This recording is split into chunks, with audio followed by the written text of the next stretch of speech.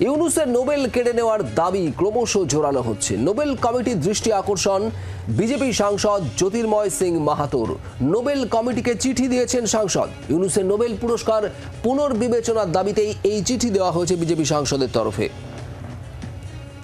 বাংলাদেশের অন্তর্বর্তী সরকারের প্রধান মোহাম্মদ ইউনুস নোবেল শান্তি পুরস্কার প্রাপক তিনি। তার নোবেল কেড়ে নেওয়ার দাবি ক্রমশ জোরালো হচ্ছে।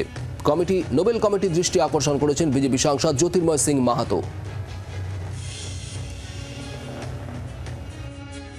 আমি নোবেল কমিটিকে চিঠি করেছি, করার উদ্দেশ্যটা হচ্ছে যেভাবে হিন্দু নিধনের কসাই যিনি পূর্বে নোবেল পুরস্কার পেয়েছেন, এইরকম ব্যক্তিকে নোবেল পুরস্কার দেওয়া বিবেচনা করা দরকার। ভবিষ্যতে এরকম ব্যক্তিরা যেন না পায়।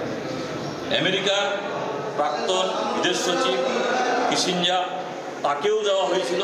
তিনিও হিন্দু বাঙালি নিধনের সময় এটাকে সমর্থন করেছিলেন।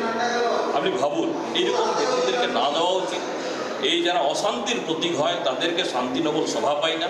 আর সেই জন্য তাদের কমিটির কি আছে না আছে আমার মনে হয় ফেরতের কোনো বিষয় নয়, কিন্তু সচেতন করা একজন হিন্দু বাঙালি হিসেবে আমি পত্র লিখেছি, চিঠি দিয়েছি, যাতে ভাবনা চিন্তা করা উচিত এই অশান্তির প্রতীকদেরকে শান্তির পুরস্কার দেওয়া।